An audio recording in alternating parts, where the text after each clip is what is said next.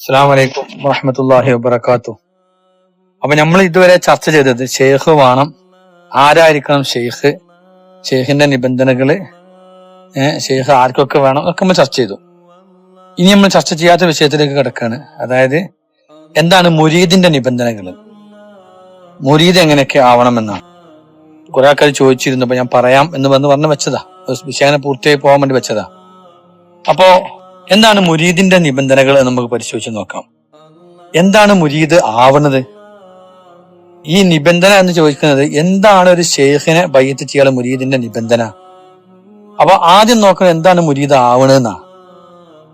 അവൻ ആവണത് അള്ളാഹുവിലേക്ക് യാത്ര തുടങ്ങുക എന്നുള്ളതാണ്. ഒരു ഷെയ്ഖിനെ കണ്ടെത്തുന്നതിനാണല്ലോ. അപ്പൊ അതിന്റെ ഷർത്തും ഫർളാണ് നമ്മൾ പറയാൻ പോണത്. അപ്പൊ നമുക്ക് നോക്കേണ്ടത്, ഒരുപാട് ത്വരീഖത്തുകളിൽ ഒരുപാട് ഷർത്തും ഫർളൊക്കെ പറഞ്ഞിട്ടുണ്ട്, പല കിതാബുകളിലും കാണാം. അതായത് ഹറാമിന്റെ മുതല് തിന്നാൻ പാടില്ല, ശുബഹത്തിന്റെ മുതല് തിന്നാൻ പാടില്ല, നല്ല സീനത്തായ വസ്ത്രം ധരിക്കാൻ പാടില്ല, നല്ല രസമുള്ള ഭക്ഷണം കഴിക്കാൻ പാടില്ല, നമുക്ക് ഒരുപാട് നിബന്ധനകൾ കാണാം. ഇതൊക്കെ വെച്ചിട്ട് ആൾക്കാർ ഇന്ന് മുറബിയായ ഷെയ്ഖ് ഇല്ല, ഇന്ന് ഇവിടെ ഉള്ളത് മുരീദല്ല എന്നും പറയാറുണ്ട്.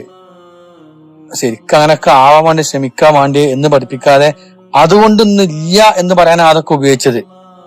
ഇതൊക്കെ കാണുമ്പോൾ ഇത്രയും ഭംഗിയായ മുരീദന്മാര് ജീവിക്കണം എന്ന് പഠിപ്പിക്കേണ്ടടുത്ത് ഇങ്ങനെയൊക്കെ ജീവിക്കാൻ കഴിയൂല, അതുകൊണ്ട് ഇന്ന് ഷെയ്ഖ് മുരീദ് ഇല്ല എന്ന് സ്ഥാപിക്കാനാണ് ഈ വാർത്തകളൊക്കെയും ഉപയോഗിച്ചത്.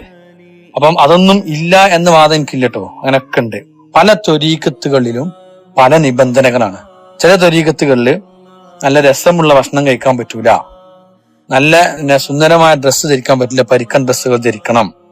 ചില ത്വരീഖത്തുകളില് പൊന്ന് കെട്ടാൻ പറ്റൂല, ദുനിയാവായിട്ട് ഒരു കണക്ഷനും പറ്റൂല. ചില ത്വരീഖത്തുകളിൽ ഭക്ഷണം 2 നേരം 1 നേരം, അങ്ങനെ പല നിബന്ധനകളുണ്ട്. സ്വത്ത് ഫുള്ള് ഷെയ്ഖിന് എഴുതി കൊടുക്കേണ്ട ത്വരീഖത്തുകളുണ്ട്. അങ്ങനെ പലതുണ്ട്. ഞാൻ അതിന്റെ ആ രൂപത്തേക്ക് ഞാൻ പോണില്ല. അങ്ങനൊക്കെ ഓരോ ഷെയ്ഖന്മാര് അവരിഷ്ടാണ്, അവര് മുരീദന്മാർ തർബിയത്തിന്റെ രൂപങ്ങളാവാലോ. ഞാൻ മനസ്സിലാക്കിയ രൂപം ഞാൻ പറയാം. അവൻ 73ാമത്തെ പാർട്ടിയിൽ കൂടാനാണല്ലോ. അതായത് 73 പാർട്ടിയിൽ 72 പാർട്ടി നരകത്തിലാണ്. 72 പാർട്ടിയും നരകത്തിലാണ്. 73ാമത്തെ പാർട്ടിയെ സ്വർഗത്തു പോകുള്ളൂ എന്നാണ് ഹദീസ്. ഈ ഹദീസ് വെച്ചിട്ട് ആരാണത്? മാ അന അലൈഹി വഅസ്ഹാബി, ഞാനും എന്റെ സ്വഹാബത്തും എങ്ങനെയാണോ അങ്ങനെ. അപ്പൊ ഇവിടെ തെളിവ് റസൂലുള്ളാഹിയും സ്വഹാബത്തുമാണ്. ലോകത്ത് ഏറ്റവും പ്രധാനപ്പെട്ട മുറബിയായ ഷെയ്ഖ് റസൂൽ സല്ലല്ലാഹു അലൈഹി വസല്ലം തങ്ങളും മുരീദന്മാര് ബഹുമാനപ്പെട്ട അനുചരന്മാരായ സ്വഹാബത്തുമാകുന്നു. അവിടുന്ന് നമുക്ക് തുടങ്ങാം. ഇവിടെ എന്താണോ നിബന്ധന, അതാണ് ഇതിന്റെ ഒറിജിനൽ നിബന്ധനകള്.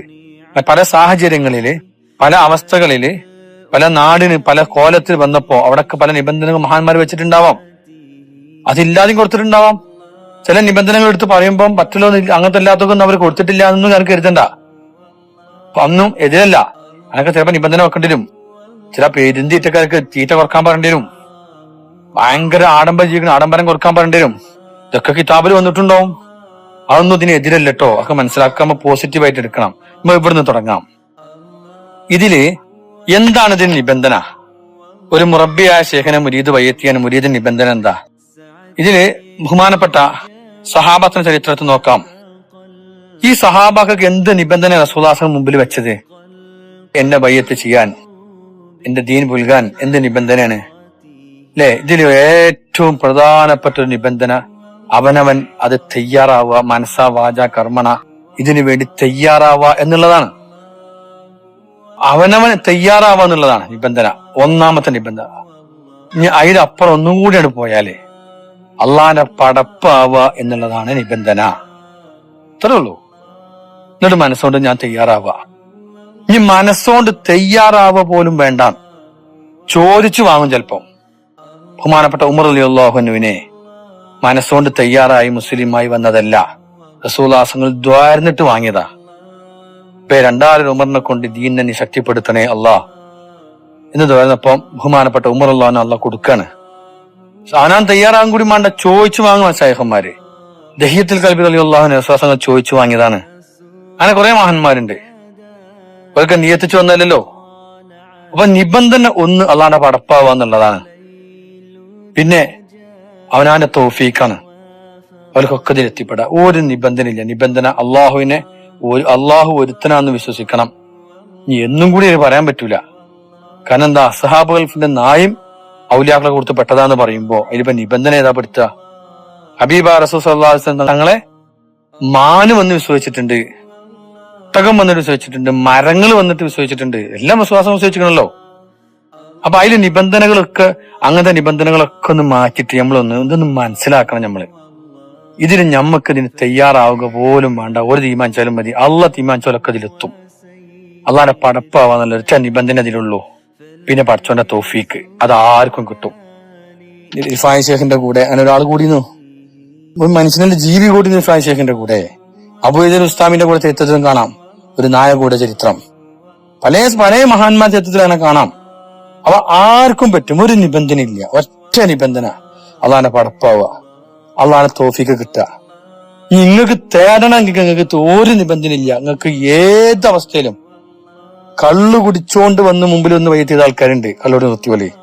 ബഹുമാനപ്പെട്ട ഔസുലമിനെ കൊള്ളടിക്കാൻ വന്നിട്ട് ആരാടാന്ന് ചോദിച്ചപ്പോ ഞാൻ മുഹീദ്ദീൻ ആടാന്ന് പറഞ്ഞപ്പോ കാല് വീണിട്ട് തൗബ ചെയ്ത് പൊരുത്തപ്പെട്ട് തരണം, കിളിമ ചൊല്ലി കൊടുത്ത് അപ്പൊ തന്നെ അബുദാലാക്കി ചരിത്രം ഔസുലപ്പാന്റെ ചരിത്രത്തിൽ പറയുന്നു. ഇതിപ്പോ ഏതാ നിബന്ധന? ഒരു നിബന്ധന ഇല്ല. ചില ഡ്രസ്സിന്റെ സ്കോഡ് അങ്ങനൊന്നുമില്ല. എല്ലാം നമ്മളെ മനസ്സ് അള്ളാഹുവിനോട് ഇഷ്ടമുണ്ട്, അള്ളാഹുവിലേക്ക് ലയിക്കണം, എനിക്ക് റബ്ബിനെ അറിയണം എന്ന ആഗ്രഹം ഉണ്ടെങ്കിൽ ഏതൊരു പടപ്പിനും ഇതിന് ഓപ്ഷൻ ഉണ്ട് എന്നർത്ഥം. ഇനി ഓപ്ഷൻ ആ ആള് നിയ്യത്ത് വെക്കാൻ ഞമ്മക്ക് ദ്വാരന്നിട്ട് വരെ എത്തിക്കാൻ പറ്റും എന്ന് മനസ്സിലാക്കണം. ആളെ നിയ്യത്ത് പോലെ അതിന് ആവശ്യമില്ല. ഇതൊക്കെ ചരിത്രങ്ങളാണ്. അപ്പൊ ഇത് നിബന്ധന എന്തെന്ന് വെച്ചാൽ എനിക്ക് എന്റെ റബ്ബിനെ അറിയണം, എനിക്ക് അള്ളാഹുവിലേക്ക് മടങ്ങണം, എനിക്ക് ഹബീബ റസൂലുള്ളാഹിനെ അറിയണം, അവിടത്തേക്ക് മടങ്ങണം എന്ന ആഗ്രഹമുള്ള ഏതൊരാൾക്കും രക്ഷപ്പെടാൻ ഓപ്ഷൻ ഉണ്ട്. ഇതിൽ പിന്നെയും ഒരു ഗൗരവമായിട്ടുള്ളത് മനസ്സിലാക്കേണ്ടത് എന്താ വെച്ചാല് ഇതില് സ്നേഹമുണ്ടാവണം എന്നുള്ളതാണ്. ഉള്ളിൽ സ്നേഹമുള്ള ഒരാളാവണം. ആ സ്നേഹം ആർക്കൊക്കെ ഉണ്ടോ ഏത് ജീവികൾക്കും ജീവനില്ലാത്തവർക്കും രക്ഷപ്പെടാനുള്ള ഓപ്ഷൻ ഉണ്ട്. ബഹുമാനപ്പെട്ട ഹബീബ റസൂൽ സ്വല്ലല്ലാഹു അലൈഹി വസല്ലം മദീനത്തെ പള്ളിയിൽ ഉപയോഗിച്ചിരുന്ന മിമ്പർ, അവിടുന്ന് മിമ്പർ ഒഴിവാക്കി പോന്നപ്പോ കരഞ്ഞ ചരിത്രം കേട്ടില്ലേ? അത് അവിടുത്തെ ഒരു ശിഷ്യനായതുകൊണ്ടല്ലേ കരഞ്ഞിണ്ടാവുക. അവിടുത്തെ മിമ്പറിനടുത്ത് തന്നെ അവിടുത്തെ കുഴിച്ചുവിടുന്ന വരെ അവർ കരച്ച് തേങ്ങി കരഞ്ഞ സഹാബാക്കൾ കേട്ട് നമ്മൾ പഠിച്ച ചരിത്രമാണല്ലോ. അങ്ങനത്തെ നമ്മളുമായി ഇടവഴുകുന്ന മൃഗങ്ങളും മരങ്ങളും കല്ലുകൾ വരെ ഹയാത്താവും ഈ ആത്മീയമായ വഴിയില്. ഇപ്പൊ എല്ലാവർക്കും ഓപ്ഷൻ ഉണ്ട്. പള്ളാന്റെ പടപ്പായ മതി പറയാനുള്ള കാരണതാ.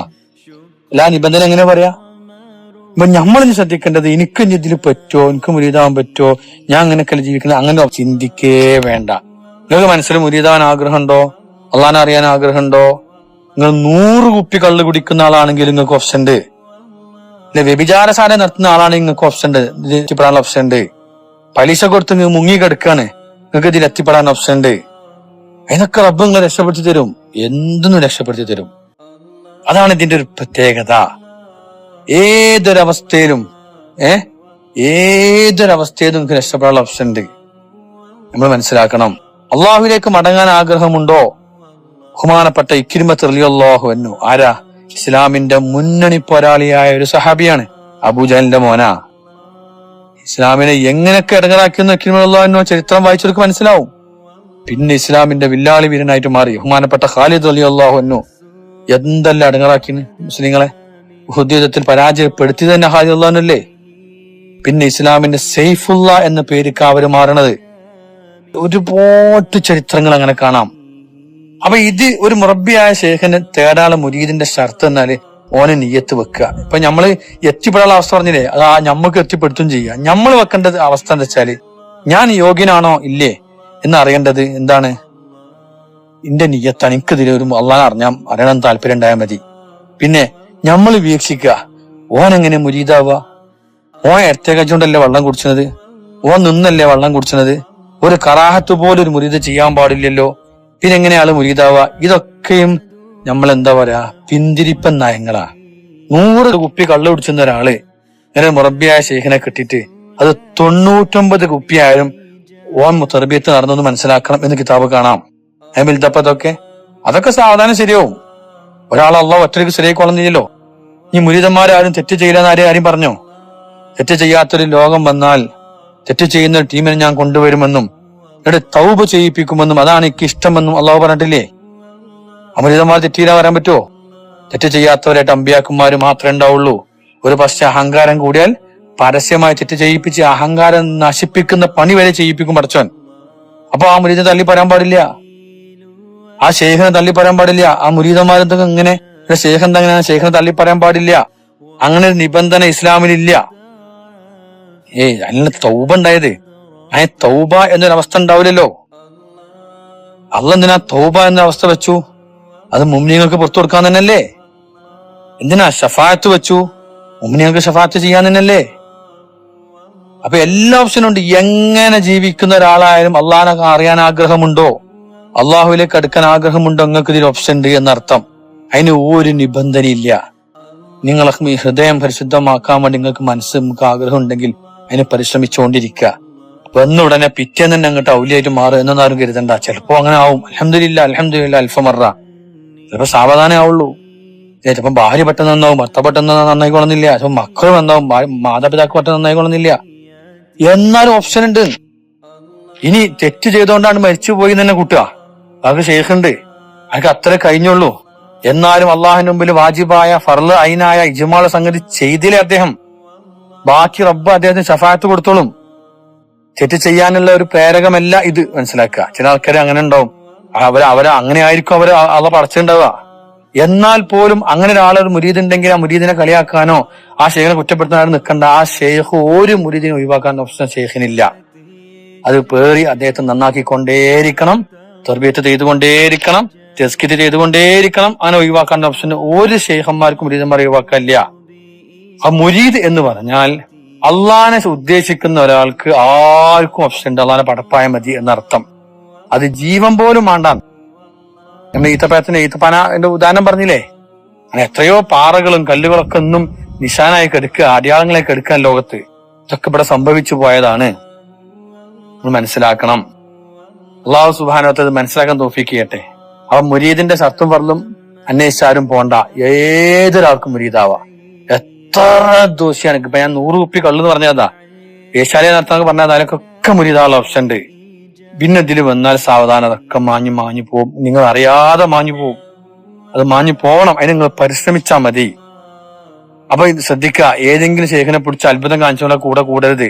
ശരീഅത്തുള്ള റസൂലുള്ളാഹി വരെ മുട്ടുന്ന സനദുള്ള, അതുപോലെ തന്റെ ശേഖിന്റെ അടുത്ത് നിന്നും ബയ്യത്തും ഖിലാഫത്തും ലഭിച്ച അങ്ങനത്തെ ആൾക്കാരാണ് മുറബിയായ ശേഖന്മാരെന്ന് മനസ്സിലാക്കുക. അപ്പൊ എല്ലാവരും ശ്രദ്ധിക്കുന്നത് കേൾക്കുന്നവരൊക്കെ എനിക്കങ്ങനെ മുരീദാൻ കഴിയോ, ഇത് അങ്ങനെ മുരീദന്മാർക്ക് ഒരുപാട് സത്വം ഫർദില്ലേ എന്നും പറഞ്ഞ് സത്വം ഫർദും കണ്ട് പേടിച്ചിട്ട് നിങ്ങൾ പിന്തിരേണ്ട.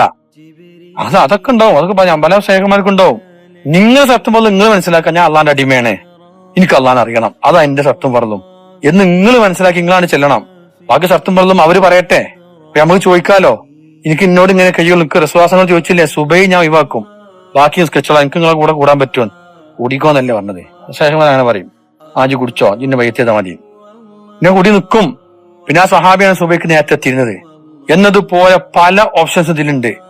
അതിന് എന്തൊക്കെ റബ്ബിന്റെ അടുത്ത് എത്തിക്കാൻ പറ്റുന്ന അടവുകളുണ്ടോ ഇക്കുമത്തുകളൊക്കെ മസാഹിമാർ നോക്കിക്കോളാം. നിങ്ങൾ നോക്കണ്ട, നിങ്ങൾ ഒറ്റ നിയ്യത്ത് റബ്ബിനെ അറിയണം, അതിന് റബ്ബിയായ ശേഖനെ പിടിക്കണം, അത് തേടിച്ചില്ല.